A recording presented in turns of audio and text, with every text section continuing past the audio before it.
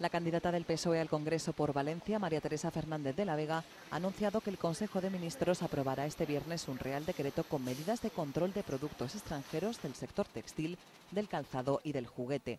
Lo ha hecho durante una visita a una fábrica textil de Onteniente y tras una reunión con empresarios y sindicatos del sector. Mañana mismo el Consejo de Ministros va a aprobar el Real Decreto ese que estaban esperando, por el que determinados productos provenientes de terceros países como alfombras, telas, prendas de vestir, ropa de trabajo, también productos tan importantes para toda la comunidad como son el calzado, van a estar sometidos a medidas de control más exigentes.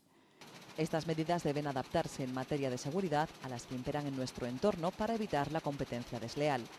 Medidas que van a garantizar que estos productos respeten las normas aplicables en la Unión Europea en materia de seguridad.